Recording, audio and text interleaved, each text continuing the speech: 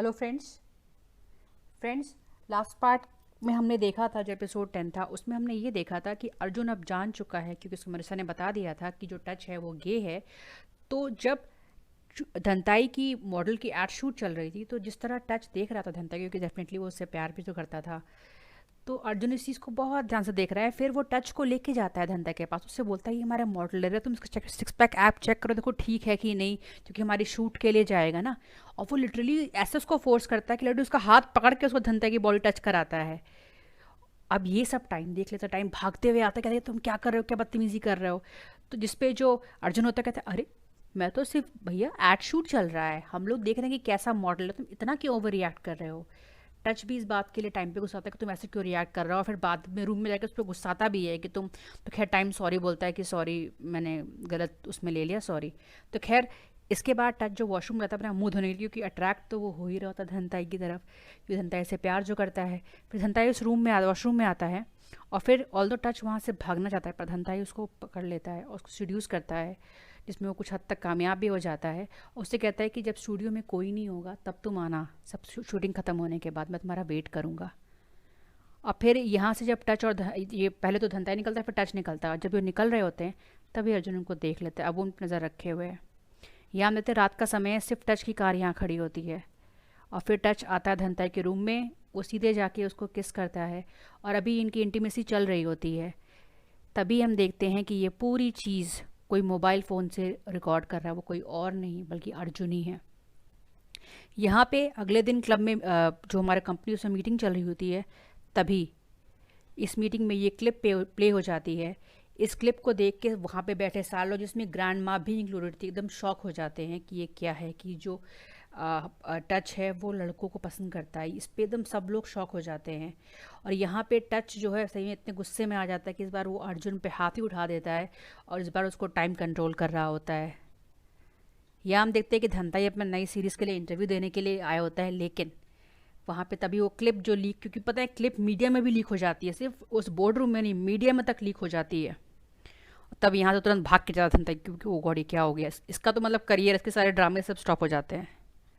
यहाँ हम देखते हैं कि जो टच है वो बहुत टूटा हुआ है, लेकिन टाइम उसे गले लगाता कहते हैं आप परेशान मत हो, मतलब मैं आपके साथ हूँ, कुछ नहीं होगा। टाइम और टच दोनों, उसको दोनों ही यही बोलते हैं। यहाँ पे जो टच होता है वो एकदम रो रहा होता है, क्योंकि उसकी ग्रैंड माँ ये सब न्यूज़ सुन के टच के बारे में एकदम हॉस्पिटलाइज हो जाती हैं, और उनका वहीं इलाज चल रहा होता है।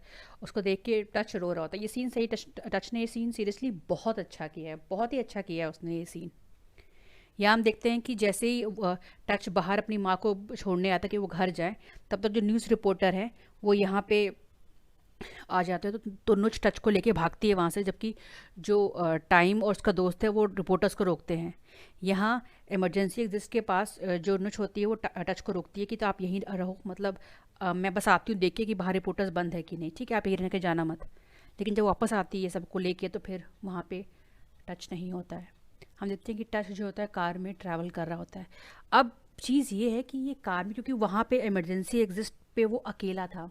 चीज़ ये है कि जब उससे पहले कि जब वो हॉस्पिटल में वो छोड़ रहा होता है, उससे जस्ट मतलब 3 सेकंड पहले धनताई वहाँ पे आया था, जब उसने रिपोर्टर्स को देख लिया था। क्या धनताई जब इमरजेंसी एग्जिस्ट पर टच अकेला था तब उससे मिला था, या क्या चीज़ थी, ये एपिसोड 12 में या आने वाले एपिसोड्स में हमें पता चलेगा कि आखिर ये क्या चीज़ था। क्या वाकई में सिर्फ टच ऐसे ही वहाँ से चला गया था, या कुछ कुछ किसी ने उससे कुछ कहा था कि अर्जुन दोबारा वहाँ पे आया था इसको ताना देने के लिए, या कुछ उल्टा सीधा कहने के लिए, ताकि इसको और फोर्स करने के लिए, इसको और ह्यूमिलिएट करने के लिए, क्या चीज़ थी। ये चीज़ नहीं दिखाई गई, ये चीज़ हमें आने वाले एपिसोड्स में आई गेस दिखाई जाएगी, अगर ऐसा कुछ होता है तो। यहाँ हम देखते हैं कि जो टच होता है वो सीधे घर पहुँचता है, और वो देख रहा होता है टीवी पे कैसे लोग उसके बारे में गलत गलत बातें उछाल रहे होते हैं, और यहाँ तक कि नेट पे भी काफ़ी लोग उसको ट्रोल कर रहे होते हैं। और तभी जब नुच और टाइम वापस आते हैं घर पे, तो वो देखते हैं कि टच अब उनके साथ नहीं है। नुच टाइम बहुत कोशिश करता है, लेकिन फिर भी कुछ नहीं होता। यहाँ हॉस्पिटल में टच को ऐसे देखकर जो उसकी माँ होती है, एकदम एकदम उसकी हालत ख़राब होती है, बहुत ज़्यादा रोने लगती हैं वो। खैर अपकमिंग एपिसोड में जो एपिसोड 12 में दिखाने वाला है वो यही है कि अब टच के जाने के बाद क्या क्या चीज़ें होंगी, उन चीज़ को फॉरवर्ड किया गया है, जिसमें हम देखेंगे अनुज को रोते हुए, क्योंकि उसको लगता है कि अगर वो उसने टच को उस थोड़े टाइम के लिए भी अकेला नहीं छोड़ा होता तो शायद टच आज इसके साथ होता और वो हंस रहा होता, उसको यही लग रहा होता है। या हम देखते हैं कि टच की जो बॉडी जब फ्यूनरल पे जा रही होती है तो टाइम उसको लास्ट टाइम गले लगाता है। अब ये सीन को दिखाया गया है तो क्या इस सीन का कोई इंपॉर्टेंस है, क्योंकि जैसे ही इसके बाद ही हम देखते हैं क्योंकि इसी ड्रेस में ड्रेस में ये घर जाता है और जो सूट पहना हुआ था टच ने, वो जाके उसको देखने लगता है कि इसमें ये क्या देखने लगता है, ये क्या देखने की कोशिश कर रहा होता है कि आखिर क्या है ये चीज़, क्या किसी ने कुछ किया है टच के साथ या क्या है। तो ये कमिंग एपिसोड्स में हमें पता चलेगा कि आफ्टर ऑल ये सब चीज़ें हैं क्या।